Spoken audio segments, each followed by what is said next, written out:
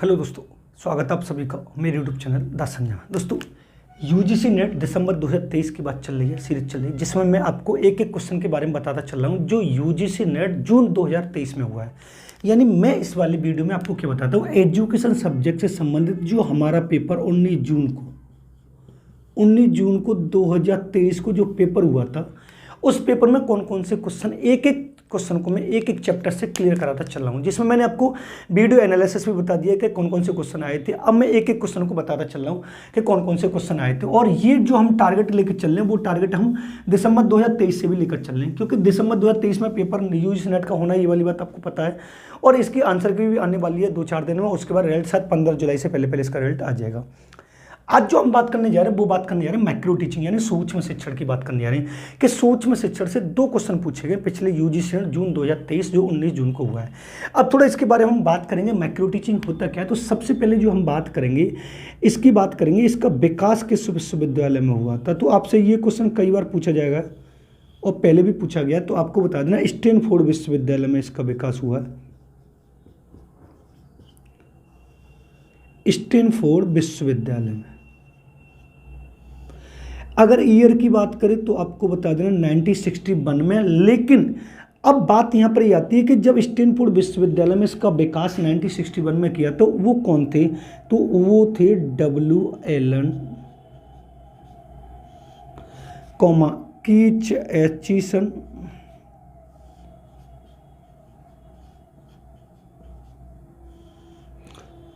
और बुश। यानी अगर आपसे ये पूछी जाए कि सर्वप्रथम माइक्रो टीचिंग का विकास या सर्वप्रथम माइक्रो टीचिंग के जनक कौन माने जाते हैं, तो आपको ये वाली बात बता देनी है कि मान लीजिए सबसे पहले जनक या विश्व में इसके जनक कौन माने जाते हैं, तो आपको बता डब्ल्यू एलन। और इनके जो ये 3 कीच एचिसन और बुश, ये इनके सहयोगी माने जाते हैं। लेकिन आपको वास्तविक जनक की बात करेगा तो वास्तविक जनक आपको डब्ल्यू एलन बताने। और माइक्रो टीचिंग का जो सबसे पहला जो विकास हुआ था वो स्टैनफोर्ड विश्वविद्यालय में 1961 में डब्ल्यू एलन ने कीच एचिसन और बुश के साथ इसका विकास किया था। लेकिन वो आपसे यहाँ पर ये पूछेगा कि माइक्रो टीचिंग को विश्व में, समझना, माइक्रो टीचिंग को विश्व में कैसा शिक्षण माना जाता है, तो आपको बता देना अवास्तविक शिक्षण माना जाता है। कौन सा माना जाता है? अवास्तविक शिक्षण माना जाता है।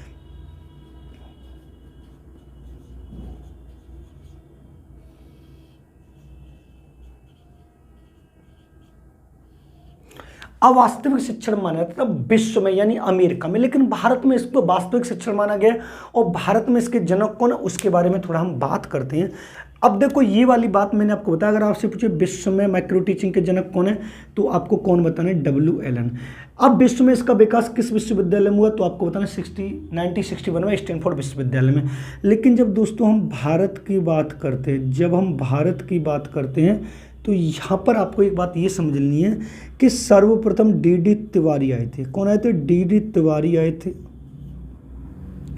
और 1967 में इन्होंने माइक्रो टीचिंग का यानी सूक्ष्म शिक्षण का, अगर आपसे पूछे सूक्ष्म शिक्षण का प्रयोग डी तिवारी ने किस में किया था, तो आपको बता देना प्रशिक्षण में किया था। किस में किया था? प्रशिक्षण में। लेकिन दूसरे तर्ज पे जब पासी और शाह आया था तो उन्होंने 1974 में माइक्रो टीचिंग का प्रयोग, सूक्ष्म शिक्षण का प्रयोग की बात करें, वो आपसे अगर ये पूछे माइक्रो टीचिंग का प्रयोग, सूक्ष्म शिक्षण का प्रयोग पासी और शाह ने किस में किया था, तो आपको बता देना प्रकाशन के क्षेत्र में। किस में किया था? प्रकाशन के क्षेत्र में किया था। लेकिन अगर ये पूछे भारत में माइक्रो टीचिंग के वास्तविक जनक कौन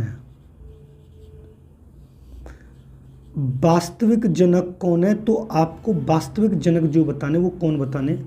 पासी और शाह। लेकिन अमेरिका में अगर माइक्रो टीचिंग के वास्तविक जनक की बात करता है तो डब्ल्यू एलन आपको बताने, ये वाली बात ठीक है। लेकिन अगर पूछे भारत में इसको कैसा शिक्षण माना जाता है, तो आपको बता देना वास्तविक शिक्षण माना जाता है।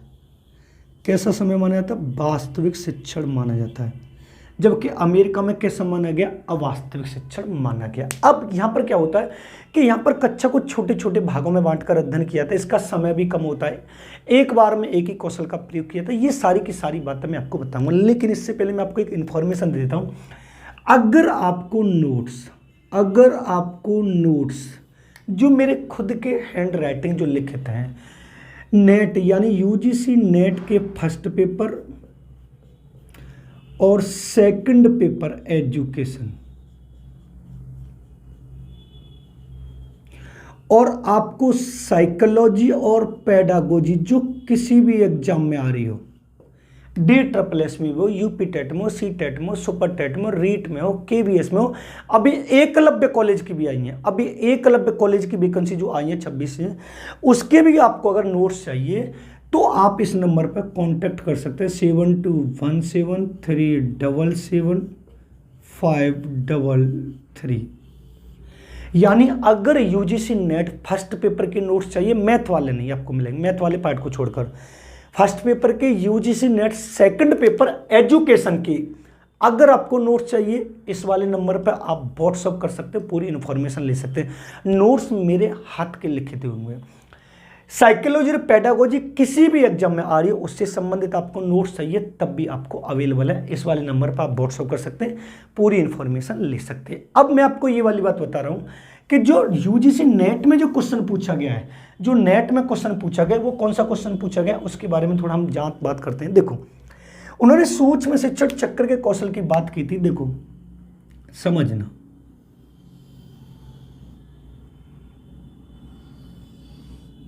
दिखाई दे रहा है? हाँ, दिखाई दे रहा आपको, समझना बस।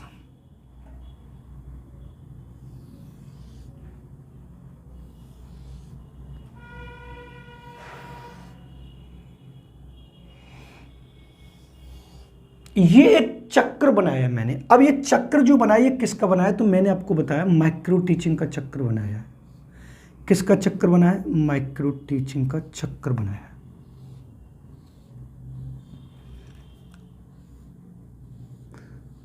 और जो पिछला पेपर यूजीसी नेट का हुआ उसमें इस चक्र से क्वेश्चन पूछा गया है।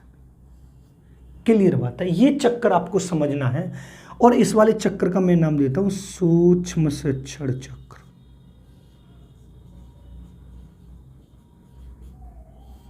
क्या नाम दे दिया मैंने? सूक्ष्म शिक्षण चक्र।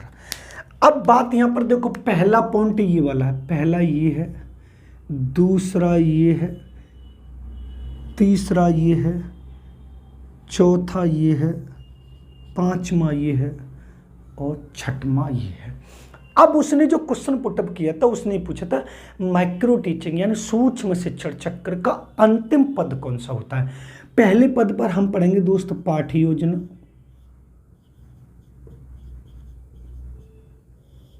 दूसरे पर दोस्त हम पढ़ रहे हैं शिक्षण समझना, तीसरे पर हम पढ़ रहे हैं पृष्ठपोषण, उसके बाद चौथे पर हम पढ़ रहे हैं पुनः पाठ्य योजना, उसके बाद हम पढ़ रहे हैं पुनः शिक्षण, और उसके बाद हम पढ़ रहे हैं पुनः पृष्ठपोषण। एक क्वेश्चन ये छठवां वाला पूछा था कि सूक्ष्म शिक्षण चक्र का अंतिम पद कौन सा होता है, तो अंतिम पद कौन सा? पुनः पृष्ठपोषण। और ये वाला यूजीसी नेट जून 2023 में क्वेश्चन पूछा गया है। अब थोड़ा यहां से 3 क्वेश्चन पुटअप होते हैं। देखो, अगर वो आपसे समझना, अगर वो आपसे ये कहता है, समझना, पहला सूक्ष्म शिक्षण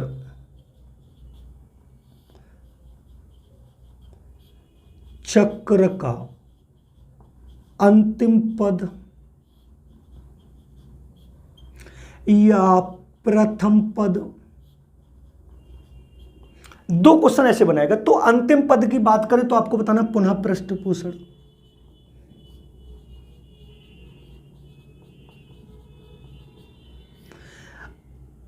प्रथम पद की बात करें तो आपको पता पाठ्य योजना है। प्रथम पद कौन सा? पाठ्य योजना है। लेकिन वो यहीं पर वो ये पूछे प्रथम कौशल कौन सा है?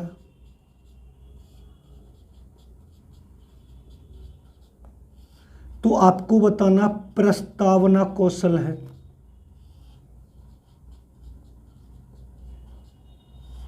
अगर ये पूछे प्रथम सोपान कौन सा है, तो आपको बता देना अभिविन्यास। यानी यहां से 4 क्वेश्चन पुटअप होते हैं। अगर वो आपसे ये कहते हैं माइक्रो टीचिंग चक्र का प्रथम पद कौन सा है, पहले नंबर पर पाठ्य योजना है। अंतिम पद कौन सा है, पुनः प्रश्न पूछ रहे हैं। माइक्रो टीचिंग का प्रथम कौशल कौन सा होता है, प्रस्तावना कौशल है।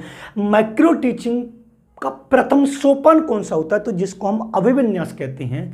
अभिविन्यास का मतलब होता है कि हम जब किसी क्लास को पढ़ाने जाएंगे, उस क्लास को पढ़ाते समय पहले जाते जाते पढ़ाएंगे नहीं, अपने बारे में बताएंगे, बच्चों के बारे में पूछेंगे, उनके नाम पूछेंगे, हम ये बताएंगे हम पढ़ाने क्या है। ये सब अभिविन्यास यानी इंट्रोडक्शन के अंतर्गत रखा जाता है कि माइक्रो टीचिंग किसे कहते हैं, ये सारी बातें। और ये वाला क्वेश्चन और ये वाला क्वेश्चन, 2 क्वेश्चन यूजीसी ने जून 2023 में पूछे गए हैं, जो मेरे नोट से डिक्टो आए हुए हैं। मैंने आपको नंबर पहले ही दे दिया है, जिस वाले नंबर पर आप कांटेक्ट कर सकते हैं, और उस कांटेक्ट करने के बाद, उस व्हाट्सअप करने के बाद आप इन्फॉर्मेशन ले सकते हैं। नोट्स ऐसा होगा जो आपके यूजीसी नेट और जेआरएफ को यादगार बना देगा। ये पूरा डिटेल में अगर आपको चाहिए तो आपको कांटेक्ट करना पड़ेगा, और पूरा का पूरा माइक्रो टीचिंग एक पॉइंट को मैंने डिटेल में अपने नोट्स में इंक्लूड किया है। आप इसको नोट कर सकते हैं। ये पूरा मैंने आपको बता दिया है, चक्र मैंने आपको बता दिया है। वीडियो पसंद आए तो वीडियो को लाइक करेंगे, शेयर करेंगे, कमेंट करेंगे। चैनल पर नए होंगे तो चैनल को सब्सक्राइब करेंगे, बेल आइकन ऑल को प्रेस करेंगे, जिससे आने वाले वीडियो का नोटिफिकेशन आपको मिलता रहेगा। मिलते हैं नेक्स्ट वीडियो में। धन्यवाद। चैनल को सब्सक्राइब जरूर करिएगा, और नोट्स की अगर रिक्वायरमेंट हो तो आप उस वाले नंबर पर कॉन्टैक्ट कर सकते हैं। धन्यवाद।